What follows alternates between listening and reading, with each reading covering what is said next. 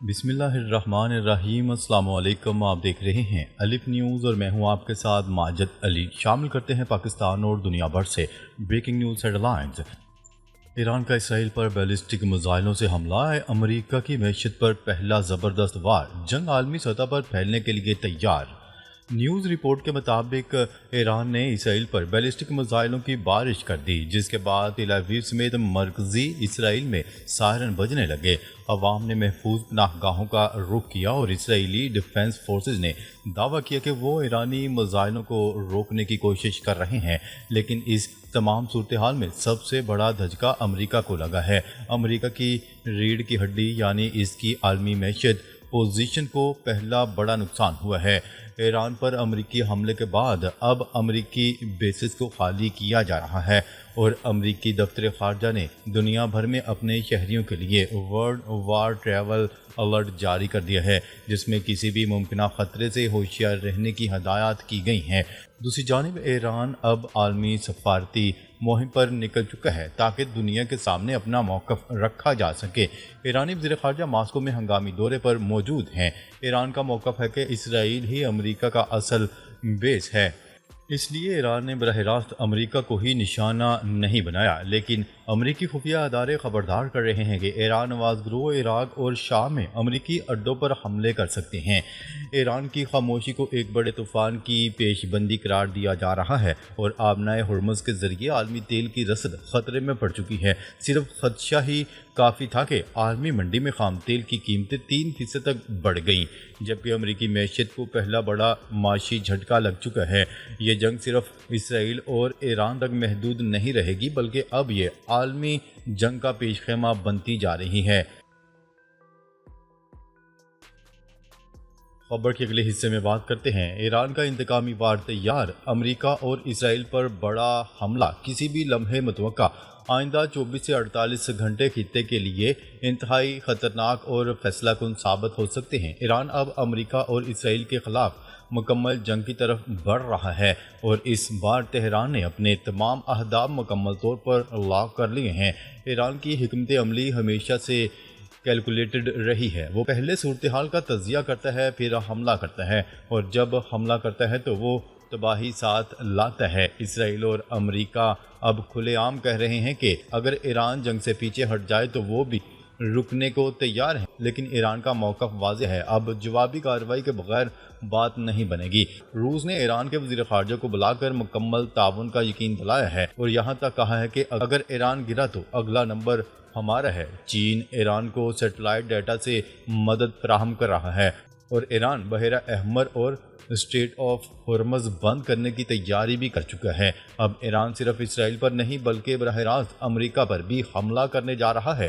یمن کے ذریعے سمندری جنگ چھیڑی جائے گی اور ایران کا اصل ہدف امریکی نیوی اور اس کے ایئر کرافٹ کیریئرز ہوں گے، جبکہ ایران نے اپنے نئے خیبر شکن میزائل اسرائیل پر کامیابی سے آزما لیے ہیں۔ اب یہی میزائل امریکی بیسز پر بھی آزمائے جا سکتے ہیں۔ اگر جنگ چھڑی تو یہ صرف مشرق وسطیٰ کی جنگ نہیں ہوگی، بلکہ عالمی سطح پر تیل، تجارت اور سیکیورٹی کے نظام کو جھنجھوڑ کر رکھ دے گی۔ اسرائیل اور امریکہ اس وقت جنگ بندی کی باتیں کر رہے ہیں، لیکن ایران اپنے سپریم لیڈر پر حملے کو کبھی معاف نہیں کرے گا۔ تہران نے واضح کر دیا ہے کہ اب حملہ ضرور ہوگا اور وہ بھی پوری طاقت سے۔ خبر کے اگلے حصے میں بات کرتے ہیں ایرانی سپریم لیڈر آیت اللہ خامنائی کا ایران پر اسرائیلی حملوں میں امریکہ کی شمولیت کے بعد پہلا بیان منظر عام پر آ گیا۔ صہیونی دشمن کو سخت سزا دینے کا عہدہ کر لیا۔ غیر ملکی خبرساں ادارے کی رپورٹ کے مطابق سماجی رابطے کی ویب سائٹ ایکس پر ایرانی سپریم لیڈر نے اپنے فارسی زبان کے اکاؤنٹ سے پوسٹ شیئر کی، جس میں انہوں نے اسرائیل کو سخت سزا دینے کے عزم کا اعادہ کیا۔ آیت اللہ خامنائی نے کہا کہ صہیونی دشمن نے سنگین غلطی کی ہے، ایک بڑا جرم کیا ہے، اسے سزا ملنی چاہیے اور اسے اب سزا دی جائے گی۔ واضح ہے کہ گزشتہ روز اقوام متحدہ میں ایرانی مندوب امیر سعید ایروانی کا کہنا تھا کہ امریکی حملے کا مناسب جواب دیا جائے گا۔ اقوام متحدہ کی سلامتی کونسل کے ہنگامی اجلاس سے خطاب کرتے ہوئے ان کا کہنا تھا کہ ایران پر امریکی حملہ عالمی قوانین کی سنگین خلاف ورزی ہے۔ انہوں نے کہا ہے کہ اپنے ملک کے خلاف جارحیت کی شدید مذمت کرتا ہوں۔ امریکہ کی سیاسی تاریخ پر ایک بار پھر دھبا لگ گیا۔ اسرائیلی وزیر اعظم نیتن یاہو امریکی خارجہ پالیسی کو ہائی جیک کرنے میں کامیاب ہو گئے۔ ایرانی مندوب کا کہنا تھا کہ امریکہ نے پھر نیتن یاہو کے لیے اپنی سیکیورٹی خطرے میں ڈال دی۔ ایران نے کئی بار امریکہ کو اس جنگ سے دور رہنے کے لیے خبردار کیا تھا۔ خبر کے اگلے حصے میں بات کرتے ہیں شمالی کوریا کی امریکی حملوں کی شدید مذمت، اسرائیلی کشیدگی کا ذمہ دار قرار۔ شمالی کوریا نے ایران پر امریکی حملوں کی شدید مذمت کرتے ہوئے انہیں اقوام متحدہ کے چارٹر کی خلاف ورزی قرار دے دیا اور اسرائیل کی مسلسل جنگی کارروائیوں اور علاقائی توسیع پسندی کو مشرق وسطی میں کشیدگی کا ذمہ دار ٹھہرایا ہے۔ قطری نشریاتی ادارے کی رپورٹ کے مطابق شمالی کوریا کی وزارت خارجہ کے ترجمان کا کہنا ہے کہ یہ حملے اقوام متحدہ کے چارٹر کی خلاف ورزی ہیں اور انہوں نے کشیدگی کا ذمہ دار اسرائیل کی مسلسل جنگی کارروائیوں اور علاقائی توسیع کو ٹھہرایا، جنہیں مغرب کی جانب سے قبولیت اور حوصلہ افزائی حاصل ہے۔ ترجمان نے کہا ہے کہ شمالی کوریا امریکہ کے ایران پر حملے کی سختی سے مذمت کرتا ہے، جس نے ایک خود مختار ریاست کی علاقائی سالمیت اور سلامتی کے مفادات کو وحشیانہ طور پر پامال کیا۔ انہوں نے عالمی برادری سے مطالبہ کیا کہ وہ امریکہ اور اسرائیل کے تصادم پر مبنی اقدامات کے خلاف متفقہ مذمت اور انکار کی آواز بلند کرے۔ واضح رہے کہ ایران اور شمالی کوریا کے درمیان دوستانہ تعلقات قائم رہے ہیں اور ان پر عسکری ٹیکنالوجی کی ترقی میں تعاون کا شعبہ بھی ظاہر کیا جاتا رہا ہے۔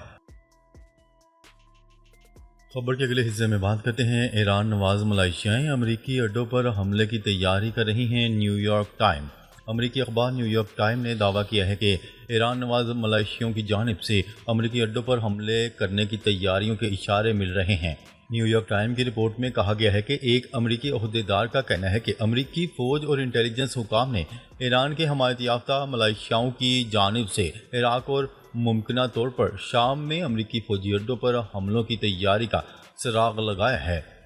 نیو یارک ٹائم کے مطابق تاحال ان گروپوں نے امریکی اہداف پر حملے نہیں کیے، جبکہ عراقی حکومت کی جانب سے انہیں حملے سے روکنے کی کوشش کی جا رہی ہے۔ واضح رہے کہ امریکہ کی جانب سے ایرانی جوہری تنصیبات پر حملے کے بعد ایران نے سخت ردعمل دیتے ہوئے کہا ہے کہ امریکی حملے کا جواب دینے کے وقت اور نوعیت کا فیصلہ ہماری افواج کرے گی۔ اقوام متحدہ کی سلامتی کونسل میں ایرانی مندوب نے خطاب کرتے ہوئے کہا کہ ایران پر امریکی حملے کا بھرپور جواب دیا جائے گا۔ خبر کے اگلے حصے میں بات کرتے ہیں مشرق وسطی میں جنگ یا امن۔ فرانس، جرمنی اور برطانیہ نے ایران کو خبردار کر دیا۔ فرانس، جرمنی اور برطانیہ نے امریکہ کی جانب سے ایران کی جوہری تنصیبات پر حملوں کے بعد ایک مشترکہ بیان میں ایران پر زور دیا ہے کہ وہ مشرق وسطی کو مزید غیر مستحکم کرنے سے گریز کرے اور فوری طور پر مذاکرات کا راستہ اپنائے۔ امریکی ٹیلی ویژن CNN کے مطابق برطانوی وزیر اعظم کیر سٹارمر، فرانسیسی صدر ایمانوئل میکرون اور جرمن چانسلر کی جانب سے جاری کردہ بیان میں واضح کیا گیا ہے کہ ان کا مشترکہ مقصد ایران کو جوہری ہتھیار حاصل کرنے سے روکنا اور خطے میں امن قائم رکھنا ہے۔